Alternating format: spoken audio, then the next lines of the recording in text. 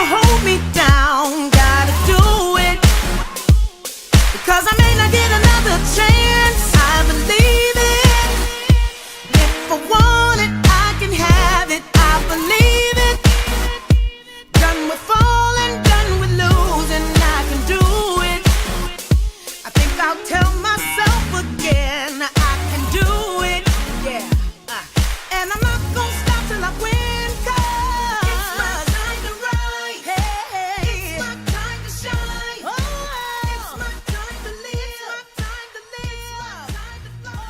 It's my time. Hey everybody, it's Unapologetically Dominique, and we are going to be talking about this whole RKelly mess and this whole situation, but I'm going to let my guest introduce himself first, so let's go start there. Absolutely, everybody. My name is Eric Williams. I am a science teacher and a business owner. I've been living in Indianapolis now for about 15 years, graduated from Arlington High School, and I teach on the east side of Indianapolis. I'm a science teacher. I teach middle school and high school science. What school? Lighthouse. Okay, Lighthouse okay. East. But I just got transferred to Lighthouse South, so I'll be there starting. Thank you. I'll be there starting on Monday. Okay, okay. So have you seen the documentary? Yes, I have. Did you see both nights? No, I saw only the first night. Okay, I think the first night night. was just enough for me. It was so much. Right, there was so much going on. It was a lot that first night. I could not believe it was so much that first night. And I actually sat and watched it with my mom, and we were like, this is a lot to take in for one night. Like y'all should space that out a little better. Yeah. And we were looking, online and stuff like that. And I want to say they're already planning on suing Lifetime for this. Yes, they are. They are already planning on suing Lifetime. Absolutely. And there's a saying, you can sue anybody. I don't know if they're going to win, but this is definitely a lawsuit territory. It's a real lawsuit territory. Then it's that, what's up? But it's a lawsuit territory. It's gotten ugly. Yeah. It got real raw and uncut. And just some of the things that I've seen on social media, it's kind of like, how did we get here? How did we get here? Now, I understand, now there's one thing we can say about RKelly, he makes great music. Right, that's uncontested. We can all agree on that. He makes great music. Now, great music or not, what's wrong is wrong. Great music or not, what's wrong is wrong. Right. So don't get me wrong, I can sing Honey Love, y'all. I turn into RKelly when I say that. I feel it. Right. I feel it. But I still have to look at, you have daughters, I still have to look at my sisters. But it's kind of like, how did we let this go on for so long, number one? Right. And number two, how do we make excuses for it? And all the people that were aiding him. So my thing is, when the movie, because you did watch it, you did watch the documentary, it was people admitting to helping him and aiding him in this. So it was kind of like, if he's going to jail, you should too. Right, absolutely. And I think that's what's really the most concerning thing is the amount of enablers that he had in his life and had people that set up these young ladies to be victimized. It's shocking, just the amount of people in his sphere that helped him, do what he did. And the guy that I want to say was Aaliyah's uncle, it was his manager or something like that. He made me sick. I was so over him. Yeah. By the end of the thing, I was so over him because my thing was, you admitted on camera. Not only did you forge documents so these two could get married, how did we get here? I don't understand how we got here. I have nephews, and my thing is, love them to pieces. There is no way my nephews could be 15 and this 27-year-old woman talking about they want to marry them. Yeah. No, it's insane. No, that's ridiculous. It is. And it was like, you aided this behavior. Right. Like whether you want to, you could go round and round about it, you aided this behavior. Right. So you can't, I feel like now you want to get real truthful about it and tell the truth in that, but you got to be honest and you told on yourself that you aided him in his behavior. So you're just as wrong, if not more, than he is, because RKelly is sick. You did this for whatever reason you did it for. So you basically stole Janine. Yeah, I want to know what his motives are and what his mindset was when that happened. But I think at the end of the day, it doesn't matter. I mean, this young lady was 15 years old or whatnot. And I think the mindset of any man to forge documents and to marry, somebody that young just shows that this is a sick individual. They have some real mental issues that they need to work through and get some help with. And I mean, he was just, to me, he was really without excuse. I was so sick of him by the end of the thing. Like, I was over him because it was just like, yo, you just told the world that you helped this guy get this done. Yeah. And we can go round and round about, okay, some of the stories aren't true, some of them are. The truth is somewhere in the middle. That's right. The truth is always somewhere in the middle. But you looked on camera and told on yourself. Right. Right. I couldn't believe it. And then his other brother really bothered me because his other brother was like, oh, it's just about preference. Nah. Yo, like, preference at all. Did you say that? And look in the game. You said that out loud. Right. Like, okay, it's one thing to think something or to, feel it. Right. But you looked in the camera and said this out loud to people. Yeah. And that was insane when he said, made that excuse that everyone has a preference, which is true. People do have preferences. Everybody has preference. And some guys, some ladies, you may have a preference for people who are a little bit younger. But, I mean, my goodness, a teenager, I mean, they may be developed, but their mindset is not. And for any man to be attracted to a child's mind or them physically, it's just insane to me. It is. I agree. I just couldn't believe. I said, oh, my goodness. And yeah, the brother was like, oh, it's just about preference. Now, don't get me wrong. And I seen a couple memes on Facebook, my Facebook followers. I seen a couple memes, and they were like, oh, well, some of you girls were teenagers, and y'all liked older men. Now, don't get me wrong. That was me in high school. True. That was me. I did not date any guy at Warren. Right. I did not date no guy at Warren. So, and it was for a few reasons. First of all, I didn't want the guys to be able to say, Dominique been passed around school. No. Right. Now, we all were friends. We all were cool. But there was nobody that they could say, Dominique, oh, we slept with Dominique. Right. You couldn't hit me with that. So, and you do run into that a lot, where you may have a young lady who's attracted to older guys, but it's for specific reasons. It's typically because of their maturity level, or perhaps they may have a certain amount of, I don't want to say wealth, but stability. They may have a car or a stable job, and these things are attractive. If you're a high school girl or something, and you don't have that, but vice versa, for a grown man to be trying to prey on teenage girls, I mean, that's insane. And I can tell you, even from a standpoint of a teacher, I actually see this happening during basketball games and football games, where you'll have older men or grown men from the community coming in. Let's say they may be there to visit their daughter or niece or something, but you'll see them start to do weird things with some of these high school girls and start that grooming process. So it does happen. I've seen it with my own eyes. And I have been hollered at. I mean, I ain't gonna lie. I ain't gonna put out all my business on here today. But I have talked to older guys in high school. But my thing was, it wasn't like I was 15 and he was in his 30s. It wasn't like that at all. Right. Now that I'm 27, okay, it really, to me, the age really doesn't matter. I'm 27. Right. I mean, I'm 20. Ooh, yeah, you have. I'm 25. No, you're about 30. No, I'm 25. I swear, I'm 25. I just turned 25. Congratulations. So, thank you. So it doesn't matter to me now, but in high school, I wasn't dating guys that were in their 30s. Right. Now, okay, maybe 20s, but it was not in their 30s. Right. And it wasn't like I was, freshman, this, that. No, it wasn't that at all. Gotcha. So I feel like a lot of people were just I thought that was like I think it was a badass cop-out, is what people were trying to do. It was a piss-poor cop-out, if you want to call it what it really was. It was a piss-poor cop-out. I mean, it was an excuse for people to basically, oh, well, these girls are kind of fast. And, well, damn. I mean, it don't matter how fast she was. If you're a grown man or if you're a grown woman and you're looking at a younger boy, you should have that mindset of, no, I ain't going there with you. Exactly. No, I ain't going there with you. And that's what really separates adults and children, is an adult understands that, no, I'm not going to take this relationship there. I'm not going to take this conversation to a place where it doesn't need to go. And a lot of times that trust is violated because we do have adults that prey on younger kids or teenage girls especially. And we got to speak on this issue. We have to raise awareness, and we can't continue to make excuses for this behavior, because it's not cool. A lot of us have daughters, nieces, nephews, and we have to protect our young people. And not to say that every girl, every young boy is a saint, but we need to protect whatever innocence that they do have as long as possible. And that's like, I mean, that's just where being an adult comes in. I mean, it doesn't matter what a younger guy, what a 13-year-old boy could be doing to me. There is no way in hell Right. that, you know, I would, no. And I also feel like a lot of times, certain things are just,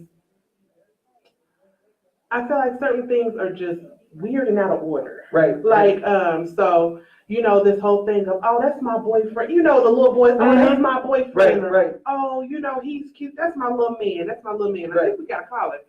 Oh, that's my little man or whatever. And it's like, that's way indecent and out of order. Right. Absolutely. Okay. Oh, no, that's me. Okay. Yeah, that's real decent and out of order. And, you know, I was at church maybe a few Sundays ago, and that sweetheart, he's my brother's friend. And he's about, my brother's 11, so he's about 11. And he came up to me, and he interrupted our conversation, said, I'm going to marry her, and pointed to me. So me and the other lady looked at each other like, what are you talking about? Right.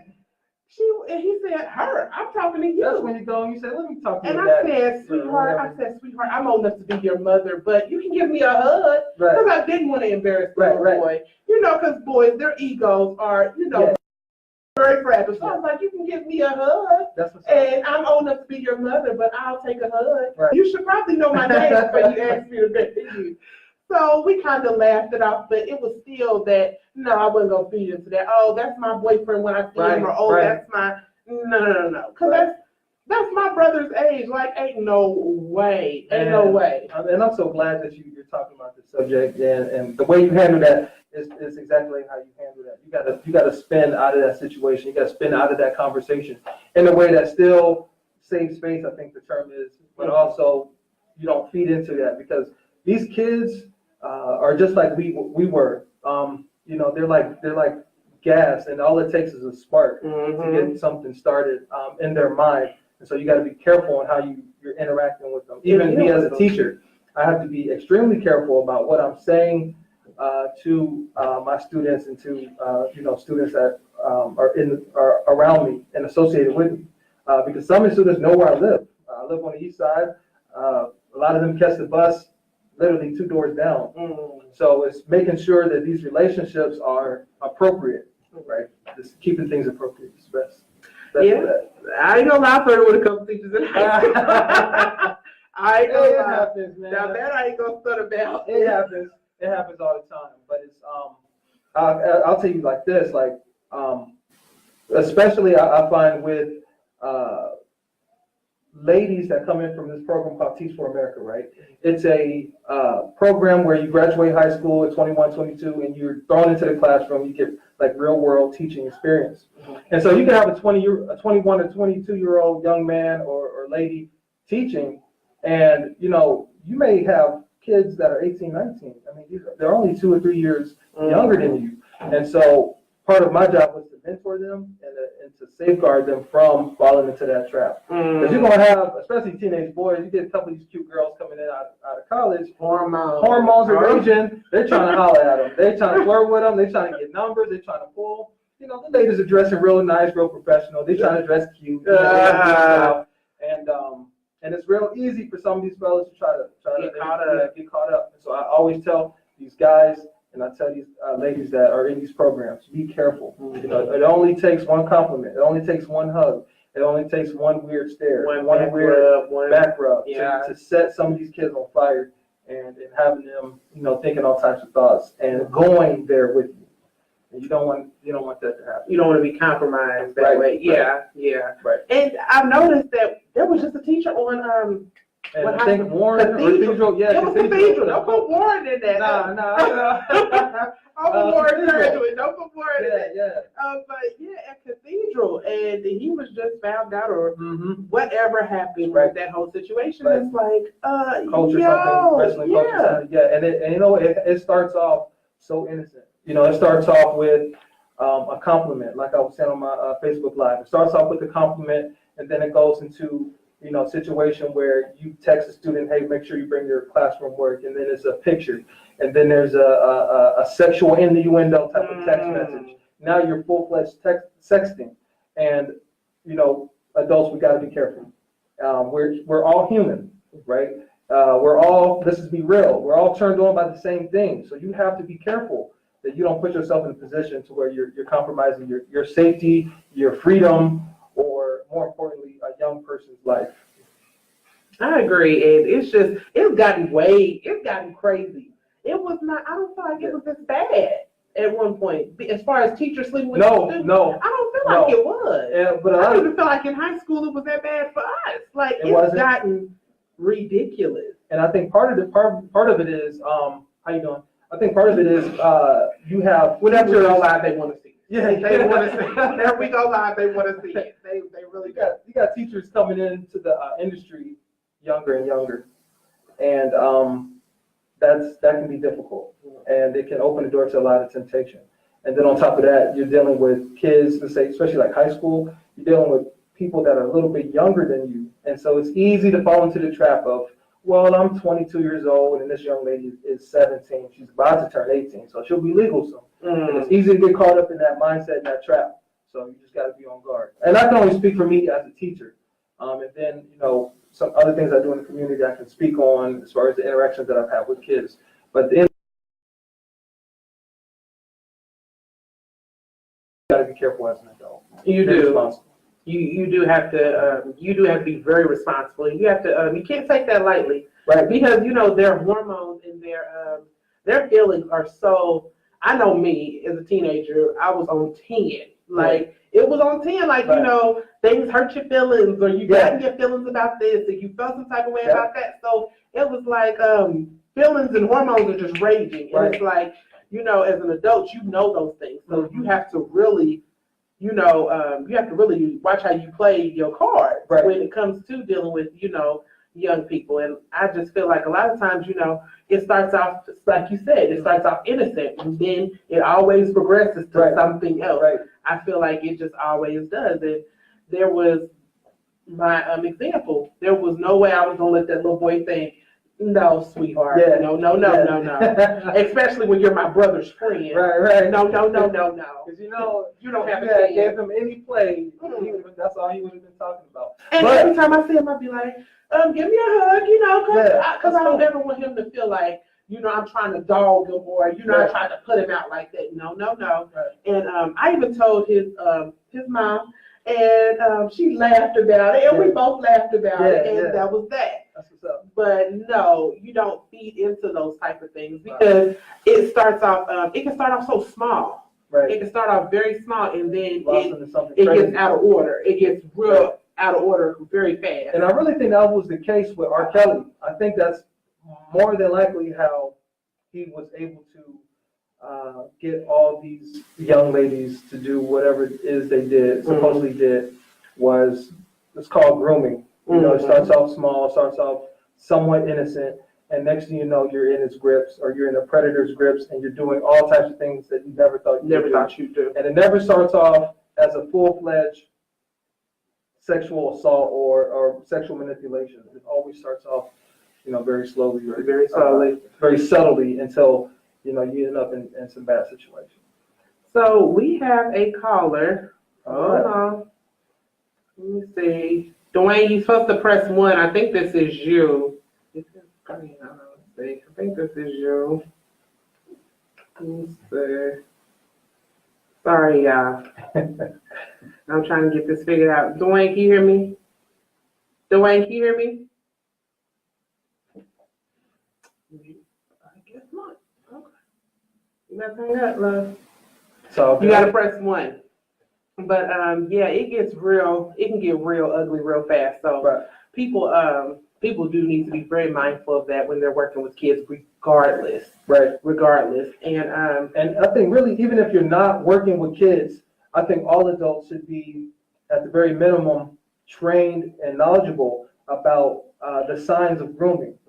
Because even if you don't work with young people, you can still see the signs. And if you have a young person in your life, a niece, a nephew, even somebody in the early 20s, if you know the signs, you can safeguard and explain to them what's happening and the likelihood that the situation could be worse. And that's what I'm hoping, that more adults understand grooming, and that we can finally do something about it. Let's educate ourselves, educate our kids about it, so they don't fall victims, and educate adults so that they know the signs and symptoms to look out for. I agree. We're gonna try this call one more time again. Right. We're gonna try it. Let's see if we can get this going. Dwayne, can you hear me? I know this is him. He said he was gonna call in.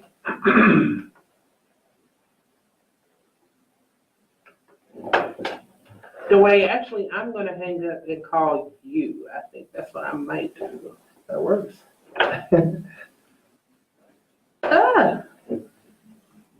Yeah, this is oh no. Okay, I guess I'm not gonna be able to. Yeah, call my personal number. Actually, call me on Facebook, and I can do it that way. So if you call me on Facebook, I can do it that way. That way we can hear what you got to say. Because I don't know what's going on with my blog talk, but if you call me on Facebook. Now, should we have some people commenting? We do have people commenting. What's happening over there in that box? What are people? You know, most things been Dwayne. A lot of people have been watching. I even got a few shares. Good. So that's kind of where that's been going. Awesome. Hey, let me share as well. Yeah.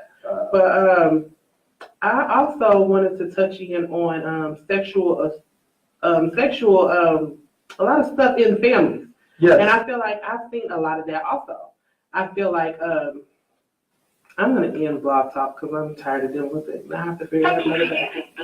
But I'm tired of the whole, everybody comes down very hard on RKelly. Mm-hmm. But it's like a lot of people say have predator family members. Oh boy. Yeah. Let's talk about it. Let's talk about it. Yeah, a lot of people have predator family members and all sorts of stuff. And it's like, okay, don't nobody say nothing about cousin Willie John, whoever, who did this and that, and nobody say nothing about them. Right. But everybody has so much to say about RKelly and this and that, and nobody would say nothing about the predators that y'all live with or that y'all, are called family. Yeah. And I won't get into too much detail, but we actually had to deal with that in my family. Right. It actually came out that, a situation happened or whatever, and we had to deal with that. And it tore our family, it was very tough to deal with, but it's like, you still love the person, but you can't condone what they're doing. Right. And there's nothing wrong with loving that person. You can't just throw away years of memories, all that. Right. But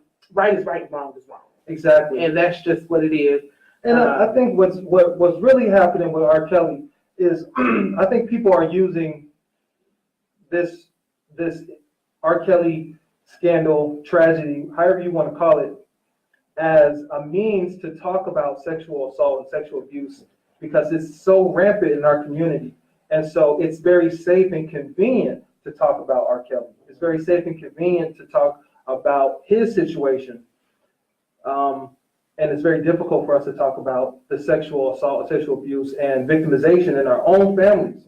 And I'm really hoping that by the end of this whole situation, that we turn this conversation away from RKelly, because he's just a small pebble in this larger issue.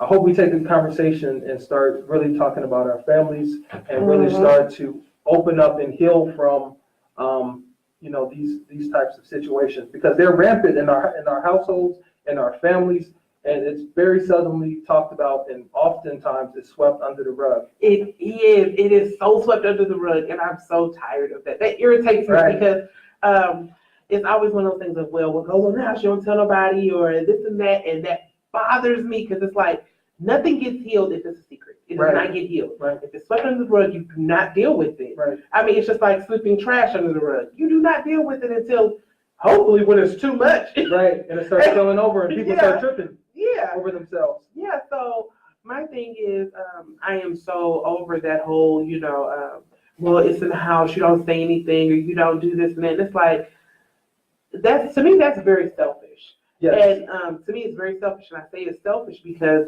this person could be dying inside. Absolutely. And you don't care about them dying inside. Yes. You don't care about how they feel. You don't care about none of this. It's just, we don't want people to know. Right. We don't want this to get out. We don't want the families to look like this. And it's like, and the sad reality is, a lot of times, we have family members will try to protect the integrity of the house or protect the protect the integrity of the name, right? Last name or whatever.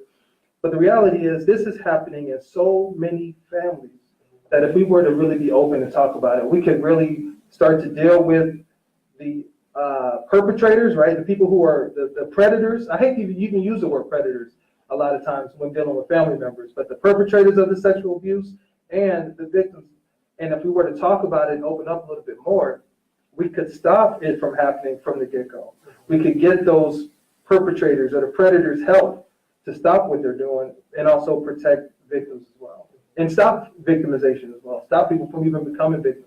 But until we talk about this in our families, until we're open and honest, nothing will ever get done. And that's why I am encouraged by this whole RKelly situation. Because again, it's unlocked the hurt and pain that a lot of people are feeling about being assaulted, or a family member of theirs being assaulted, or no one talks about this, them being ashamed of being assaulted, a predator themselves. Oh yeah, that's nobody on Facebook has talked and said, you know what, yeah, actually I am a predator. I've actually did some things to a family member that I'm ashamed of. I have not read one comment about where it. somebody will be honest and say that. No. But let's be honest, for every victim, you have to have a predator. And most predators are victims themselves. Exactly. And that's like I said, I listened to this. It was a video, and it was about, I guess, RKelly's brother, his younger brother, did a video, and it was an interview. And RKelly has mentioned that he has been molested. He has never said who. Right. His brother went on an interview and said it all. Right. Told about the first incident, and the first incident, it didn't get, it wasn't full all the way, but the second incident was sex. Right. I mean, sex. Like sex. Sex. It was sex. Right.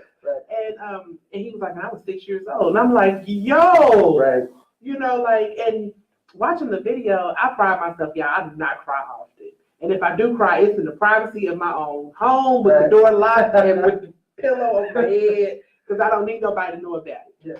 But when I say that video, just watching that grown man look at the camera, or watching him just talk about it, and just his whole spirit broken, it was just like, yo, like, that hurt my feelings. Right. It hurt my feelings to see him, like, he could barely make it through and then after a minute, I was like, I can't watch this anymore. Yeah. This is too much. I cannot watch this anymore. And it was just like, I couldn't believe this man was, and like I said, there's the truth between somewhere in the middle. Right. Truth somewhere in the middle with all these women saying whatever. You can't believe everything. Okay, whatever. I'm down with that. I believe that. That interview, you can tell by looking at him that his whole spirit was broken. Right. And you can tell by the way he talked in that interview that he was just hurt. Right. And he was like, and he actually said, he talked to his sister. He said it was a long time, and I guess the family tragedy happened, and he ended up talking to her again. And he said, I forgive you. And she acted like she did not know what happened. Mm-hmm. And he said, you know what? It took me back to being a 6-year-old boy. Right. And I was just like, after that, I said, yo, we got to cut this off. Yeah. We got to cut this off, because it was just like I said, it was just, he was shattered. And even being a grown man, and I feel like there's a lot of grown people that are walking around and they're still children. There's tons of them, and they're still battling with the hurt and the shame of things that have happened in their past. There's a famous saying that says, hurt people hurt people, and broken people break things. And until again we deal with this and start healing from the inside out, not only the victims healing, but the perpetrator finding some peace, and being open and honest with whoever they victimize. It's going to be very difficult for either party to move forward and move on. And from conversations that I've had with people since RKelly's whole thing came out, was a lot of times they're not looking for whoever committed this act against them to go to jail, go to prison. They're not even trying to go that route. Sometimes it's apology, right? Or a lot of times they want closure, closure, and acknowledgement, and an apology, a sincere apology, and an acknowledgement, and some kind of understanding about why this happened. And you know what? Some people, we never get that apology. Right. I was not sexually assaulted, but my dad, I have spoke about it I think everybody kind of knows about it. Me and my dad have had a lot of issues. And there was an apology that I ended up getting after the fact, but it was after I finally let it go. Right. After I finally let it go and after I started coming back around him, then that's when that apology finally came. Now, whether it's sincere or not is not for me to judge. Right. And that's just kind of the place I had to come to. This apology is not for David. It's not for David. It's for Dominique. And I felt like I was able to grow up that day. Right. Now I felt like I'm not all the way where I need to be. You know, sometimes y'all, he can tick me off. Right. And, you know, we get real. It gets real frustrating at times. But it's in a much better space. And that girl was able to grow up. So seeing that guy break out in tears and talk about how he just feels so broken, I felt, you know, you can feel that. You can feel, if you've really been broken before, you can feel that. I agree, Brandon. It is hard to accept apologies in situations like that, but it is necessary. But then again, do we always get the apology? No, probably not. And a lot of times the perpetrator won't even apologize or acknowledge it. They'll pretend like they don't know what you're talking about. And that it never happened. It never happened. So I'm going to call Dwayne, because if he says that he has a lot to say one more time, my God, help us. We want to hear, man. We want to hear from the public, period. So if you guys have something to say, is there a number they can call, or can they inbox on Facebook? Go ahead and you guys can Facebook call me, and we'll do it like that. Dwayne, can you hear me? Hello. Did you clear your throat? You have a lot to say? No, don't do that. I have a lot to say on this situation. Okay. Alright, so when it comes into the matter of RKelly, it's just like, okay, because there's so many dynamics in this situation. It's like, one, what was your parents say? If y'all like 14 and 12 and 13, and God knows this man is way older, like, what is your parents say? Ain't no way in the world, like, I'm gonna let my daughter be with no superstar. I mean, I'm sure they told their parents, oh, mama, I'm with RKelly. Like, how do you not let your parents know? Like, how do they not know where y'all are for days at a time? Like, that is true. That is true. My thing is, the problem I have is, now some parents, okay, whether they knew or not is one thing or another. Now the parents that did know, and I'm just going to call a spade a spade, Aaliyah's parents knew what happened. There's no way your child got married at 15 and you knew nothing about it. Right. What I feel like they did was capitalize on it, right, because of who he was. Mm-hmm. And that's exactly what I feel like. So in my eyes, you sold your kid to me. Right. That's how I feel about it. So I feel like we can argue about whether the parents knew, we can argue whether they didn't know, what people should have did, whatever. That's debatable, because we really don't know. Right. That's debatable. Aspect of looking at it, and it's just like, not to like take the race card in there, but I'm just gonna say, like, I'm not excusing what RKelly did at all. Like, right is right and wrong is wrong. But it's like, how many movies have they made of white people doing the exact same thing? I agree. We have not had a surviving Donald Trump movie. We have not had that. We have not had a surviving Harry Weinstein movie, a surviving Charlie Sheen movie. We have not. So I agree.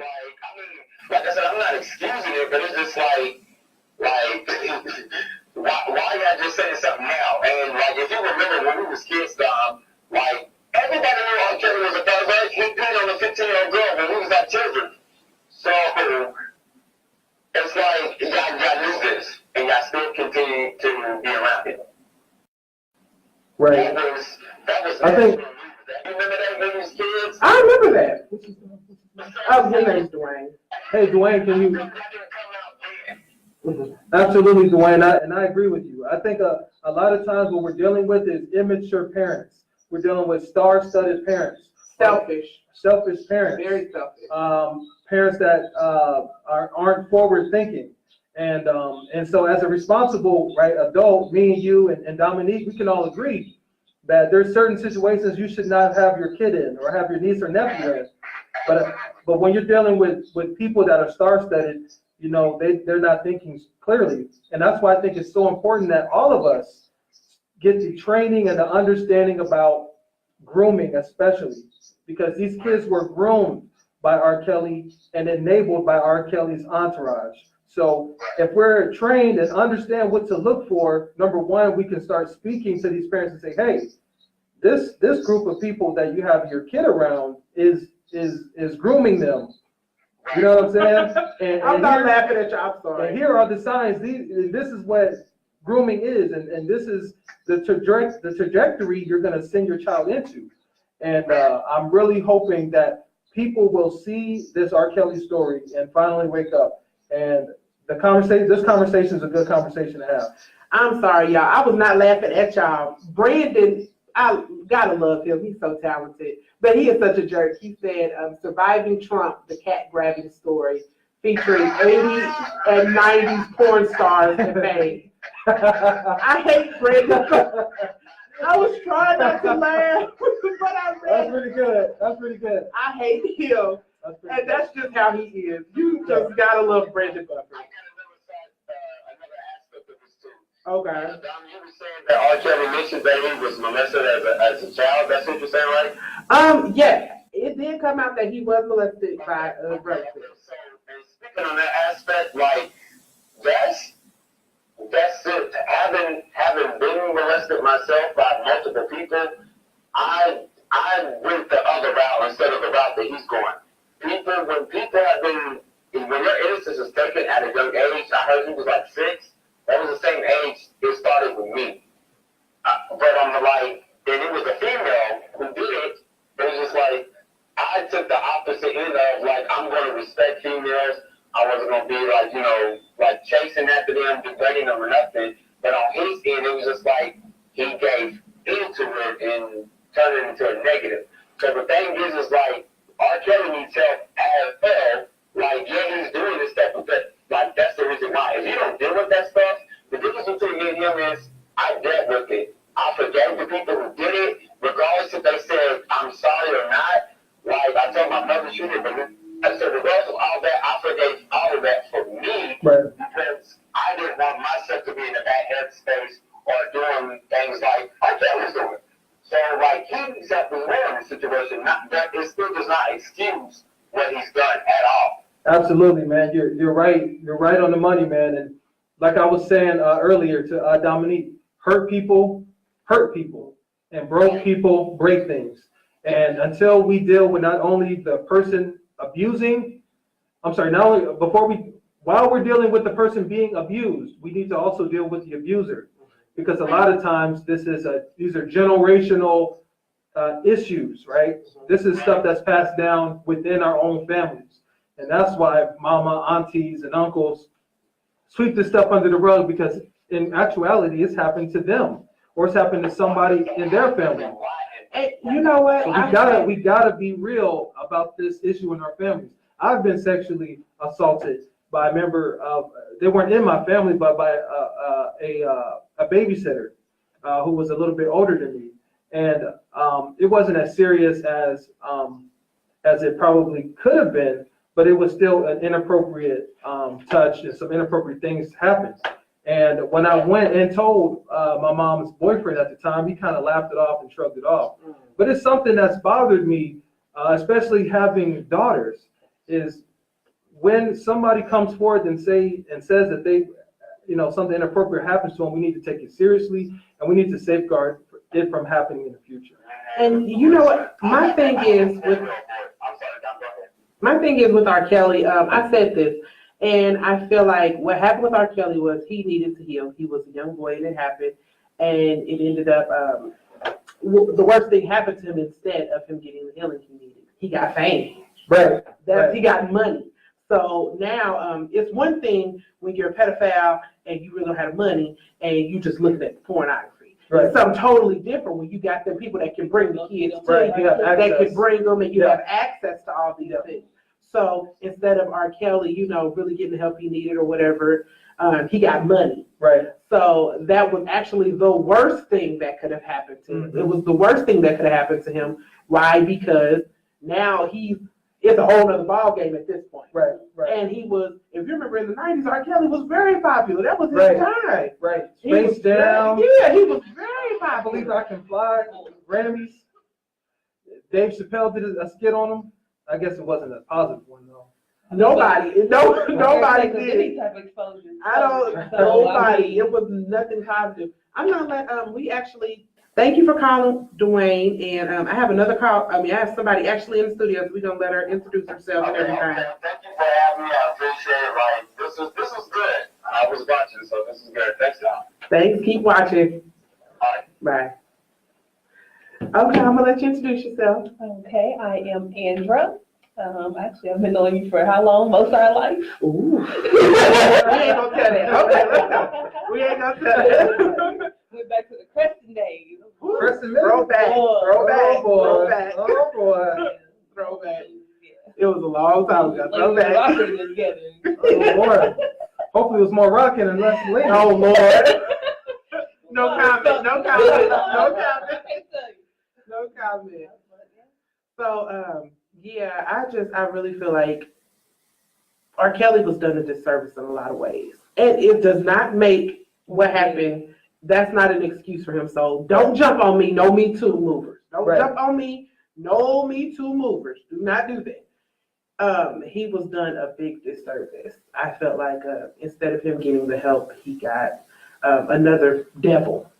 So it was another demon on top of what he was already battling, what he was already fighting with. So we can't say what his life would have been like if he did not, or if he did get that help, or if he didn't get this money. We can't say what his life would have been like, but you have to imagine, you're already fighting these different things, and that's happening at an early age. You're already battling different things in your head. And then by the time you get your prime, where your hormones is really going, you get all this money thrown at you. Right. And R. Kelly became, when Honey Love came out, R. Kelly just shot from there. Right. And Honey Love was a hit, and it shot. Right. It really shot. R. Kelly became a celebrity, and it was like, it happened so fast. It was very fast.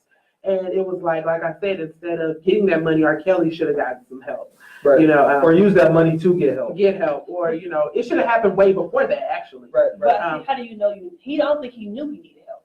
You know what I mean? That was his norm. I think that the producer, the whole time I was very disgusted with that producer. Because you went and got people for, if they out of R. Kelly, he needs to be the next one. Thank you. I think everybody fell right with him. They need together. Because you knew this dude was young. He said himself, he was taken out to high school. That should have been the time you were like, listen, why are you at this high school? You grown. You grown. Like, you paying taxes. You grown. Right. And instead, let me go take him to the mall. Let me make sure he gets what he needs and what he wants. And they said he was bringing the girls to him. That's what bothered me. He said he was bringing the girls to him. So I think it's something even worse than what was said on that documentary. I actually think he was doing a lot more than I think he was. Yeah. Definitely made it TV rated. Right, Definitely something that had to do for TV. And then you got to realize there's a lot of shame in those women's faces, so they're not going to tell you everything that happened. Right. I mean, and then it's a domestic violence situation. You have that Stockholm syndrome. A lot of them, even when you read that book that came out, she was like, I still love you, but let me tell y'all some of what happened. Right. So. And I don't think his wife, the mother of his kids, really told everything that happened. And she actually said that she did not tell everything that happened. Right. And I really, I don't know whether it's just because of the kids. I mean, that would play a big part in it. Maybe. A lot of things that happened with my parents, my dad will lay hands. Let's just be honest. My dad will lay hands on people. And there was not, my mom still just, to this day, I do not know all the details. Now, I know what I saw in the household. I know what I saw when they were married, but my mom does not, she will not go into that conversation. You can't, because you don't want to break your kids. Right. And that'll definitely break your kids. And maybe even protect herself criminally. She may have, been a little bit careful, because still may be some statutes of limitations there. She may end up opening herself up. I just don't think she was as candid as she could have been. I think everybody got that feeling that she didn't open up as much. And she did. She had various excuses why. I mean, I don't blame her. Because number one, he's not in jail. So I'm not going to tell everybody everything when he can still call a shot. That shot could be my last shot. You know what I mean? So I'm not going to tell everything.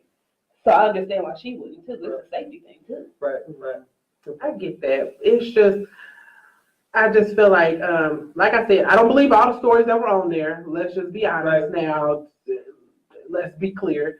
The truth is somewhere in the middle on some of them. But some of those stories you could tell they did not tell everything, and it was the truth. Yeah. It was the truth. And I don't mean just because you were crying. Sparkle, what's her name? Sparkle. Who did he have that song with? Be careful. Sparkle, Sprinkle, whatever. Yeah. She was on. Sparkle, but Yes, she was on the show last night, and she pissed me off too. She royally pissed me off. No, it was one of the days she was on there, and she royally pissed me off. And she pissed me off because she was talking about how she used to go over there and hang, and this and that. And then she said that I guess somebody was knocking on the door. I remember that. If she popped out. And she had to ask because she go use the bathroom or go grab something to eat or something like that. So she said in the camera, she was like, yeah, I wouldn't let him treat me like that, and this and this and that. And I knew certain things was up with him. So she kept going, and she said, yeah, me and him will be in the studio, and I bought my 15-year-old niece because I knew what he could do for her. Yeah. Huh? Yeah. What? What you say? So at that point, I was like, no. And that's another one to go to jail. Let's go ahead and She should go also. outside. But my thing is, I don't care how talented you are. Ain't no way in hell, I don't care who it would have been, ain't no way in hell. If I knew this person was known for what he was doing and he had all these things, and she said it herself, she's seen things at the studio, why would you even bring them in that environment? It doesn't make sense. It was a love offering. It was a love gift for him. I mean, let's just call it what it was. You know, it was her ticket to fame. Yeah. Right. I'm gonna recruit my family members. You know, she's gonna do whatever with RKelly, and I'm gonna be where I need to be. My niece is gonna be where she needs to be. I mean, it was a love gift for him. That's ridiculous. And then she was on the thing, oh, I just can't believe I just can't. Listen. Don't play with me. You knew what you were doing. You knew what you were doing. Don't play with me. And my thing is, that's almost like, if I know somebody has a drug, their drug of choice, and I leave it on the table and then I walk away, what do you expect to happen? Right. You done leave. What you mean you can't believe? What did you think was gonna happen? So my thing is, you put her in a very bad situation, and whoever that girl's mother is, if I documentary, I would beat the hell out of you. I would beat the hell out of you. Hopefully my pistol was nowhere in sight that day, because you would have been hurt. Because I could not believe she looked, and she was like, yeah, I wouldn't let him do me like that. But and then in the next thing, I promise y'all, it was like maybe a commercial later, she was like, yeah, I started bringing my niece around the studio. Then she started coming to the studio by herself.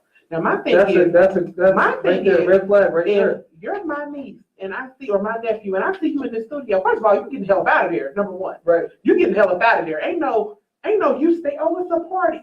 No, you're not going. You're not going. Going. You're not going. And if I walk in there and see you in there, you getting up out of there. Right. Whether you walk in or whether I'm dragging you out, you getting up out of there. Ain't none of that. Right. So she was so full of. It made me so mad watching her. She was one of the ones that really ticked me off. Let me tell you what ticked me off about this whole thing, the Aaliyah situation. The parents, that's not true. You're telling me that your child, 15, because we all knew Aaliyah was 15. Mm-hmm. She's in the studio with this grown man day and night. You don't know what's going on. None of these parents, where are the parents at? Not one parent was inside. I did not see nobody. She said, one girl said, my mom met me at the hospital. This is after the Mondo, he gave a little Hispanic girl. I seen that. Yeah, my mom, that's the first time I've heard anybody mention their mother. What bothered me about the whole Aaliyah's parents situation is she put something out that never happened, and this and that and the third. Listen, we can argue the details. We can argue the details. And only Aaliyah and RKelly know those. We can argue those details. Mm-hmm. We can argue. Everybody that was around them can argue those too. Right. What we cannot argue was they were married and she was 15. That's what we cannot argue, and he was 27. That's what we can't argue. So my thing is, how does your 15-year-old get married? You don't know about it. Okay. Because when y'all got the answer for me, don't worry, I'll wait. When y'all got the answer for me, that makes sense of how a 15-year-old girl can get married, and it had to be documented, and the documents had to be made up because the guy admitted to making up the documents. Mm-hmm. The documents had to be made up because if they weren't, there'd be no way they can get married. Well, here's the thing. He said right before that, Kelly was like, well, we need to fly to Chicago because Leah's pregnant. So basically what they're saying is we're about to terminate his pregnancy. I don't know if you know, but in Chicago, up until last I researched, you can terminate late pregnancies. So that was the whole process of let's go to Chicago because she's pregnant. So somewhere that baby went somewhere. And it's really hurtful because like, Aaliyah's gone and we could have really had her baby. So, something to remember her by outside of her music. Then two, how did your child get on a plane without you knowing? Where were you at? And that's what really pissed me off. Her mother was like, oh, we were at all her things. We were at all the interviews. We were at this and we were at that. So nobody knew this girl was married. Y'all can't trick me. Y'all can't tell me that. At 15, my mom told you when I ate that day. You cannot tell me that this girl, y'all were at all her events and this and that, and she still got married to that boy. Y'all had something to do with it. That's it. That's all. And that can't be argued. That cannot be argued. And that guy admitted it. And he should go to jail too. He was the main one that should go to. If RKelly going, they need to give him a sale too. Right. I mean, if we gonna get some sales, let's get some sales. Right, and that's what I see consistent throughout this whole RKelly situation was the failure of adults around RKelly to protect and to be held accountable. They were too busy being yes men. But they were so busy being yes men and mesmerized by fame and wealth and his influence that they failed to see. Or if they saw, they failed to act. And if they acted, they failed to hold him and themselves accountable. And that's the biggest tragedy, is that the community around RKelly failed the most. And you know what? I actually sat and they were talking about it. Aaliyah's first hit, AJ Nothing But Enough. Y'all, I never really, it's a cool song. It's a cool song. Everybody that vibes to that. Everybody that vibes to it. Everybody that vibes to it. But it went way over there. We were babies. 95 is when they came out. That's when I was born. So when I heard it, so that context, when I was hearing it, I was 10 or 11. Yeah. I didn't think about art. I didn't care. I didn't know who RKelly was. Right. I remember when she died, I was sitting there crying. I didn't care nothing about RKelly. Yeah. Didn't know who he was. Didn't care. Wasn't allowed to listen to him anyway because he didn't make music for my age group. My parents didn't allow that. So it definitely went over my head. And then once they said, I said, oh, that makes a lot more sense. Wow. But when me being as young as I was like, did RKelly produce that? Yes, RKelly wrote and produced that. I think RKelly wrote that. I'm gonna say he wrote did write that because he did because they said that all his songs are a message to something. What about Trapped in the Closet? What's the message? He's about to get revealed. I don't know. I mean, based on that book, he was messing with dudes too. Maybe that's where he was trapped at. Maybe all his demons is catching up to him. I don't know. I'm glad he finally got the closet though. That's just where I'm at now. Because now I feel like now we can address this situation. Right. I feel like, we're addressing all RKelly shit. All RKelly stuff. And nobody is saying nothing about the stuff that's going on in everybody's backyard. And that's what's bothering me. Everybody is so hell-bent and so whatever on RKelly. And it's like, nobody is on what's going on in their life. Nobody is on what's going on behind the doors at your family's house. Why your daughter doesn't want to be around that uncle no more. Right. Nobody cares about that. Or why your son acts funny when he goes over that person's house. Nobody wants to address that. But we all would jump on RKelly and I don't want to hear his music no more and this and that. It's safe. It's safe to do. I think that's the difference between, especially parents, being a parent and just having kids. Because if I go around somebody and my mama will pick up real quick, what happened? But that's because my mother's a parent versus I had a kid, this is my baby daddy, didn't really care for the baby daddy, but I thought if I had a kid, I could care. So when your kid, and they know who to prey on, because they're not going to choose nobody like me, and I'm not saying I can't fall victim, but because I had such a strong support, you can't really choose nobody like me, because my mom's going to be, she's a SWAT team by herself. That's great that you mentioned that, because part of the grooming process, a couple of the steps is, number one, predators will look for kids with low self-esteem, kids that are isolated, and kids whose parents are typically not hands-on or away for long periods of time. Andrea, I was so surprised about her because her parents, you could tell, were clearly, they put her in the best schools to be a dancer. You could, even by the way she was on stage in those pictures, there was so much confidence just blooming from her. The fact that she fell for that, and it definitely was something he had to keep breaking her down. Because I was really surprised. When I seen her, I was like, this is no way. Right. It was really surprising me. That's the one that surprised me the most. And another thing that predators will typically do is they'll win the trust of that young person and the parents, Mhm. right? And then they'll try to position themselves to be alone with that person for extended periods of time. And I think also And that's exactly what you see with R. Kelly, it's and in a lot of families too. so, and yeah, I think that's exactly what it is. And it's a lot of selfishness going on. I'll never say who it was, or I'll never say this person's name, but she was molested by a relative's boyfriend. Mhm. And instead of them handling business like they should have, they actually came down on her. Mhm. They actually came down on her instead of this person that did this. Right. And I don't think people understand, because I'm close to this person, I don't think people understand the weight that follows, and very protective of her kids, very protective of her kids, Right. barely wants to, hug, just different things or hang-ups Yeah. for her. And I'm not gonna say her name, but those are hang-ups for her. And I don't think that person understands how much they destroyed her. And some of the family that knew about it destroyed her. They understand, they don't care. That's what, so we gotta separate that. They definitely understood it, because when you do this, it's normally because somebody did it to you. So you know it, and they said in the movie, or in the video, you know what it feels like to be the underdog. You know what it feels like to be weak. So then you try to take a position of strong. So they knew, they just didn't care, because they felt like at that moment, I'm the alpha in this situation, I'm dominating this situation. So what happens to her is her business, I'm getting what I need and I'm done. And it's really sad, because the family probably felt that way too.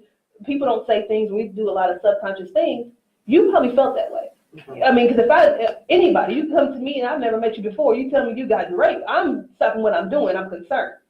But people don't feel that way. And like you said, it's a selfishness about it. It's a me first type of thing. And if I be quiet, they're doing whatever for me. A lot of parents getting stuck in that whole, well, they're babysitting the kids and I need somebody to watch kids while I'm at work. Well, that's my situation. man. Yep, that's Yeah. my man. Yeah. Desperation, ignorance, It's sad. And there's- callousness.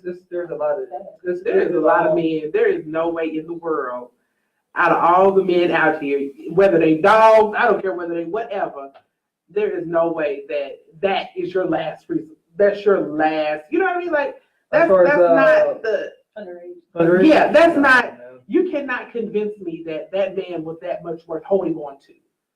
Out of all the men, come on now, I don't care.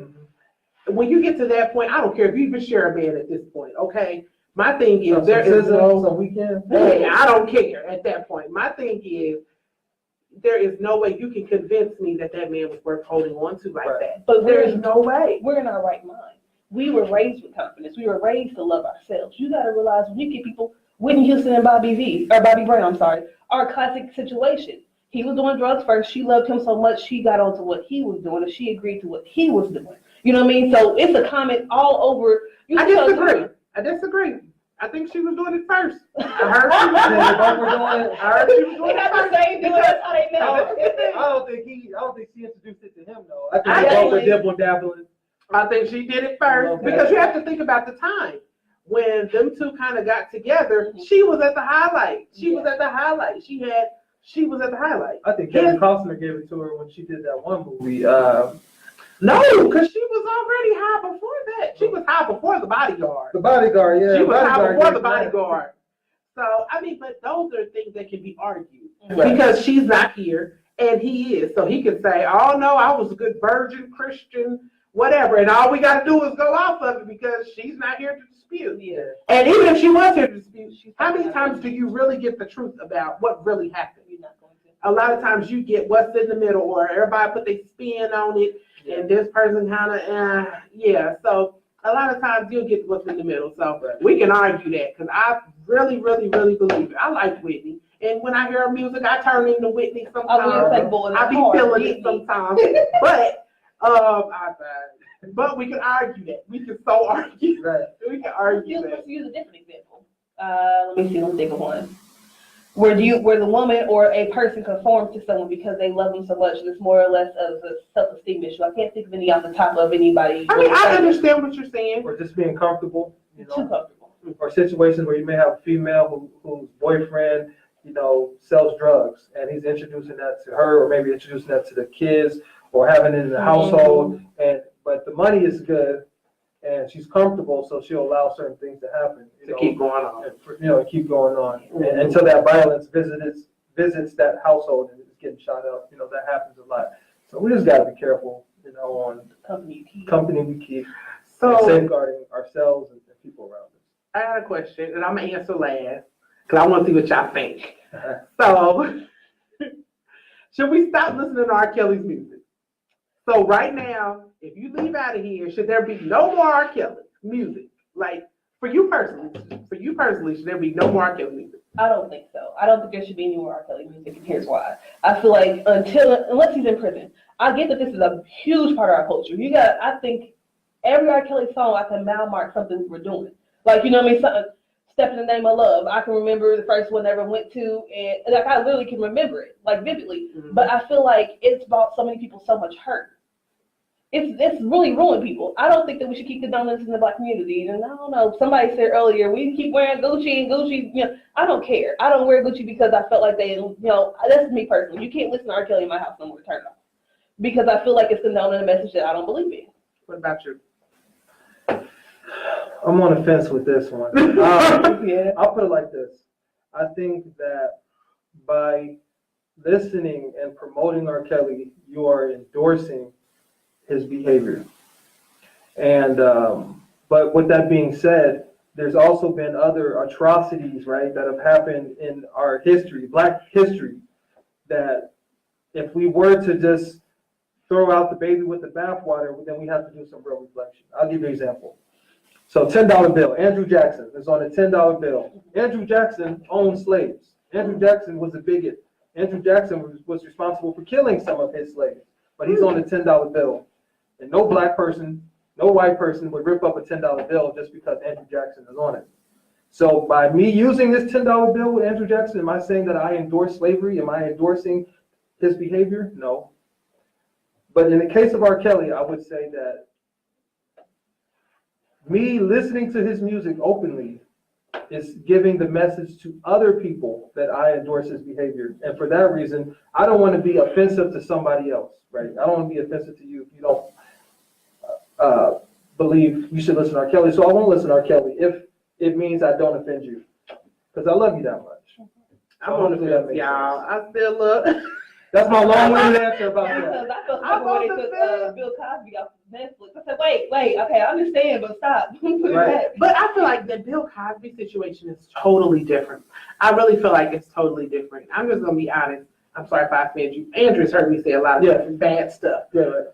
He was at the prime of his time. This man did not have to drug nobody for no pussy. I'm just gonna say what I'm saying, and that's how I feel about it, and that's what I'm gonna say. Yeah. Now, there are some people that, that sexually or that kind of arouses them by, drugging or whatever. Mm-hmm. So I can't say whether it happened or it didn't happen, but I just think it's crazy that this big deal was about to come and now he been drugging people and he got people in. This is my actually take on Bill Cosby. Don't sound right. I have a strong suspicion that a lot of times these women were willing to have sex with him. But I think, this is just my crazy idea, I think that maybe Bill Cosby has some type of sexual performance issue, and the only way he could be sexually aroused or perhaps function sexually was when these women were unconscious or asleep.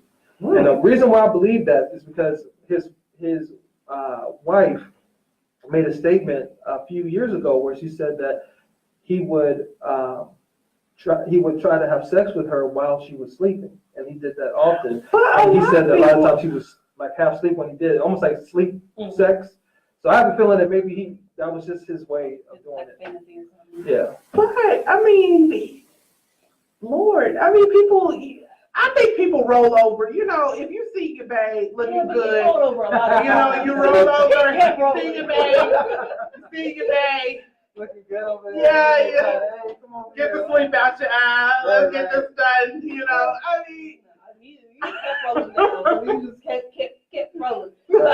I thought he admitted to some stuff. I don't know what he all. Did. I thought he admitted to some stuff. Kind of Spanish fly or something. Yeah, but I just felt like he was about to get a little too much power, and that's what that is. But again, those are things we can argue. The thing with R. Kelly. He's just about to own his pastors, and all of a sudden we make it an issue. This has been 23 years. We care now? Well, no, because there was stuff happening back then. Now with Bill Cosby, It really, I don't believe that there was a lot of, now it might have maybe been a little speculation, whatever, but it was not nothing big like that. When we were kids, that whole P thing happened. There was different things that happened along the way to lead up to this. Right. So I feel like, to a certain extent, I disagree. I See, feel it like has me questioning why now, though. Why we could have addressed this 5-10 years ago. You know what I mean? Why now are we just now making a documentary about it? Why now are we just now addressing it? I know he went to court and he beat the charge, but there's no way in the world that even the one cop that was on the documentary said, I seen him outside of the high schools hanging out too. So all these years, y'all kept promoting and now y'all mad? Like you can't, that's almost like my dog, for instance. My dog up in the house and I just walk past it and clean it up and don't say nothing. I can't get mad when he keeps doing it. We kept walking past it and as a community, you gotta admit, we should have stopped listening to him back when he was marrying 15-year-olds.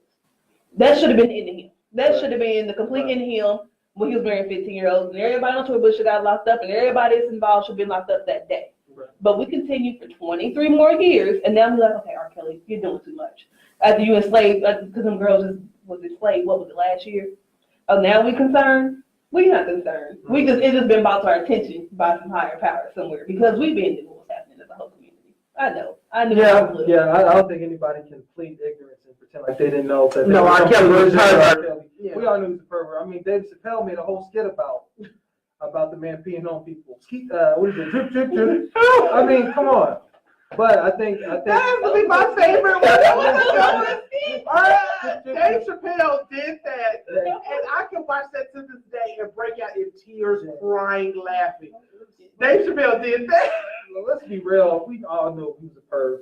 The question is, why is he just now being held accountable? I think part of it is like the Me Too movement. I think women and men are coming forward and being a little more comfortable sharing their experiences. And I think the pressure is on to start calling spades.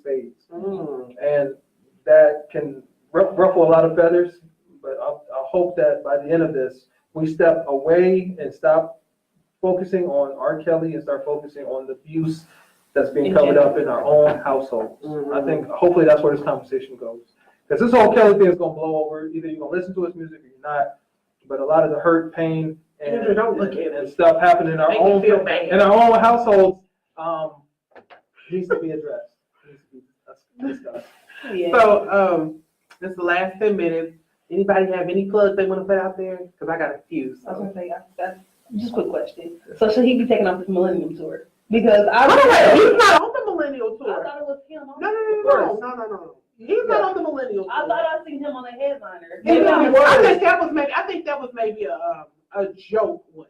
Because the Millennial Tour that I've seen, that I'm paying tickets to go, I'm going to go see it. What's going on? I don't keep track of it. It's like it's some real throwback stuff. B2K, Nick I can't wait. B2K, who else? Pretty Ricky, all them. I can't wait to go see them. Yeah, I have a whole outfit that I cannot wait to wear to go to this Millennial thing. I'm about to go to Washington Square because you know they still selling them clothes. Yeah, but who else? Mario, Lloyd. It's a whole bunch of them. I can't wait. Lloyd or Lloyd Banks? Lloyd the singer? Yeah, Lloyd the singer. Okay. I miss Lloyd, but I had a big crush on him. He was so rough. He was that rapper. That was with G-Unit. Yeah. He was that rapper. He was rough, and I liked him. Girl, you was in high school. You were a freshman. I did. He was so rough, and I loved him. All the ladies liked him. I loved Lloyd. He was light skinned, wasn't he? No, he was like kind of brown. Didn't like him. Oh, I loved Lloyd Banks. Just like I love I still do. I love the. As much as I talk about, I love, educated men and this and that. I love the game. I love him. I like him a lot. That's my celebrity crush. I love him. He's so rough. He's so rough. But he's got some common sense. She's like smart hood rat. We're gonna talk about that. We're gonna talk about that in February. Because my business partner last week, he got on air and told everybody my love life is in shambles. And I said, we need to talk about that. What's going on there? I said, Tyron, I couldn't believe when he said it because everybody kind of looked at me like, and I'm like, share? You care to share? My love life is not in shambles. He is being an ass. Not according to him. Right. He was being a jerk last I week. be citing my sources. He said it was. Got a Wikipedia sources? We got to talk about that. That's gonna be actually, we're gonna do some stuff on that in February because I can't believe he said that out loud. Like he really said it out loud. And then he got on the mic and told why he thinks my love life is in shambles. I'm like, dang. He gave you a thesis and supported it. That's the detail. So yeah, that was the best. Do you have your plug you want to put in or anything? Oh no, just peace, love, happiness every time. You know, stay around positive people, keep positive energy around you, and you'll go far. And continue to motivate, push other people to be the best versions of themselves, and everything will work itself out. Okay. So yeah, I got a little bit coming up. So next Wednesday, 7:30, Michelle Jones will be here, and we are walking on water in our stilettos. She's gonna talk about faith, and I am so excited. I love Michelle. Are you talking about plugging as far as like outside? Oh, okay. Hold on, wait. I was confused. We gotta stop with our plug. Listen, You gotta put your plug in. I'm new to the advertisement. Couple things. Definitely, as you guys know, I'm a business owner. I own a company called Rogo. We do free grocery delivery here on the east side. We have partnerships with various grocery stores. Groceries up the stairs. Right, we'll deliver That's to a you for problem free. for me. And we have great deals with a lot of the stores. We can give you deals about 35% cheaper than you would at the store and deliver to your house for free. Because my knees, the way they set up, it's going up and down the stairs. I'm Going up and down the outside stairs. now. Going up and down the stairs. So if you're interested, go to grogo.com. That's GROGO.com, or you can call us at 317-804-1462. And then also, one of the great things that we do is if you order groceries from us, we give part of the profits to any nonprofit or community organization of your choice. So not only are you going to get groceries delivered to your house for free, they're going to be cheaper than you would get them at the store. Bring them up the stairs. We're going to bring them all the way up to the 10th floor. Where you live, off of 38? We're going to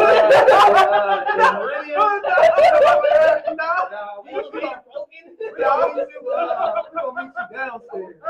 We here, come get it. Right? We need you to put all the lights on. No. Matter of fact, bring a flashlight. You're going to have to. I'm not playing with y'all today. It's only one flight, but going up and down them it's very tough. And my doctor is not with me going up and down the stairs because my knees. So now you're going to get good prices, friendly service. We'll deliver all the way up to the 10th floor. And again, we give part of the profits to any community organization of your choice. So we want to help the community, and we find that groceries is a great way to do that. Everybody needs groceries. Everybody wants them at the cheapest prices.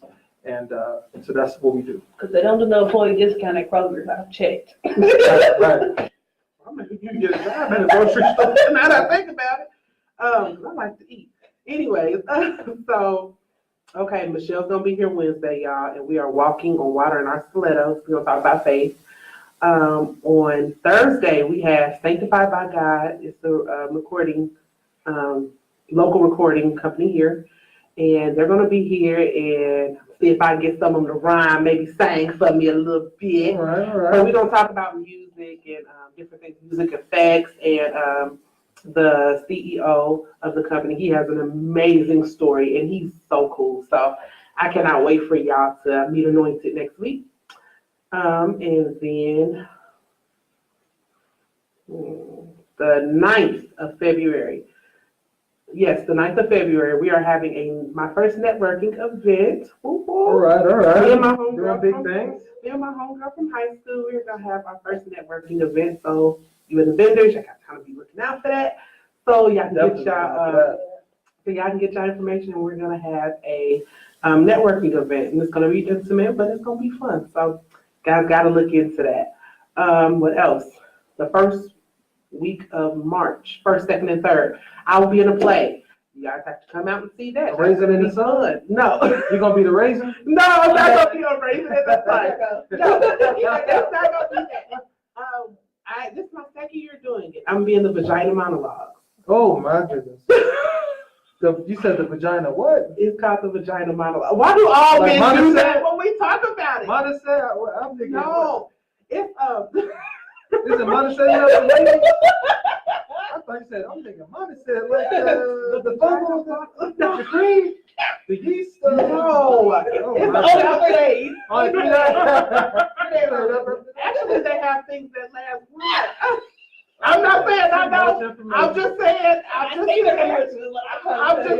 That's what happens. I'm saying for a friend. Anyway. Anyways, yes, the vagina monologue. This is my second year doing it, and I'm so excited. Do you use your mouths to? How do you? What was you never talking about? No, it's okay because I always have to explain it to the guys. I always have to explain it to the guys. So I always have to explain it to the guys. Okay, it's about different stories. Like it's different stories. So there's one. My favorite one was it was called My Short Skirt, and it's basically talking about how you can wear a short skirt. That doesn't make you stupid. It doesn't mean you're a whore. And it doesn't mean that because I have on this short skirt that you're allowed to touch me. That's what that means. Yes. How short is too short, though? Let me ask you that.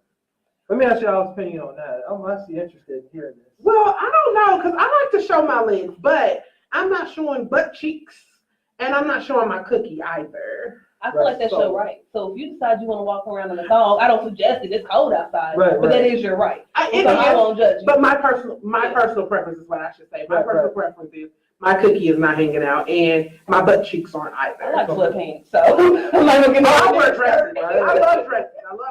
So that's what I do. What else? We had another one. The one I was a part of, even though it didn't kind of go with me, it was about somebody that was beaten because they were. It was like maybe 4 or 5 of us. And we were telling a story about someone that was beaten because they were transgender. So it talked about how they were beaten. Right. There was one, it's just different ones. There was one talking about a girl, I love this one because it was funny. She went to counseling with her husband and he didn't like that she had hair down. Oh no, he wanted her to shave down there. Right. So it talked about that. It talked about us wearing tampons. I mean, it's just fun. It's fun. Some of them did. Even me, I cried on one of them. I'm not gonna lie. About the tampons versus pads, or no, not that one. That one didn't make me cry. We're talking about I'm not gonna play with you today. What was that? I mean, no, the one that made me cry. I want to say it was about like a village raping this woman or something like that. It's gotten dark. And what really, the way she ended it was my village. It was invaded, and that's how. It talked about a very brutal rape, and that even, So it kind of goes from funny stories to more serious stories. It's some funny things, some kind of like a TED Talk type, where you kind of get a few minutes to talk about your subject. Well, I mean, it's a script, so it doesn't matter who, it's a script, so. Cool. Yeah, but it's really fun. I'm gonna encourage the guys to come out because Lord, you guys, it seemed like I did Straight Foolery podcast. They came here and took over my show, and when I said something about the vagina monologue, here with the jokes. So here with the jokes, and all the men always have jokes about it. But, I definitely want to go. I'm sure I want to see the vagina. Monologue. Period. I mean, I'm gonna have a mouthful to say. I mean, it's fun. I'm definitely want to get in and see what it's all about. And I don't know if it's gonna be my taste. But, I mean, it's really fun. It's something for everybody. Like, I mean, you laugh. It's really fun. So do the jokes at least, do the stories at least go from funny to kind of dark? I mean, you're not jumping from hot to cold, are you? Like, that would be awkward. I'm laughing about this joke, and then this lady's talking about the village raising a kid. I mean, the village, raising. It kind of it flows very nicely. Okay. It does flow very nicely. All right. So it's really fun. I did it last year, and y'all, I was like, I said it's gonna be a whole bunch of women. It's gonna be catty. Some of these women, they gonna get on my nerves. Right. I don't have a lot of girlfriends, so I'm not used to this. Somebody gonna be a diva, but y'all, when I tell y'all, it was the most amazing experience I've ever had. Like, there was no cattiness. Everybody laughed. We joked. We had a good time. We helped each other. we still kept in contact. Right. And they're still there, and I just loved it. It was amazing, and it's for a good cause, so you should come out. It's for a good cause. Absolutely. I want to check it out. It's for people to get mental health services either free or discounted. Okay. So, because, you know, it is expensive to go to therapy. It is very expensive. And 6 times. And insurance does not pay for all of it. And, Right. you know, just different things like that. So, That's excellent. it is for, you know, and we're going to have some more guys in it this year. So, So yeah. guys are going to be talking about the vagina monologue. What can we say? We enjoyed it. We enjoyed it. Last year we had one guy in it, and he A was guy the in the play. Okay. In the play. He was in I didn't know if the you were I'm done. He was in the play, and he was the youngest. He was the youngest in the play. So of course, and he was the only guy. So of course we picked with him, Yeah. and he took it all in good stride, and we all still had a good time. And I didn't think that boy was gonna make it to his car safe because the way them women were screaming all about him, I didn't think he was gonna make it safe. And we, being the women behind the scene, we knew how old he was. It's like, y'all don't leave this boy alone. Leave him alone. But He did.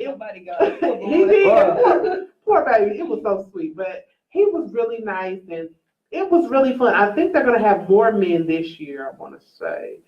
But yeah, it was really fun. So and it's going to a good cause. So Yeah, that's everybody should come check it out. So that's what I'll be doing March 1st, 2nd, and 3rd. So Okay. you guys got to tune in. So we are going to see y'all next week on Wednesday, 6 to 7:30. We'll have Michelle here. We're going to be talking about walking on water and our blood. So, yeah.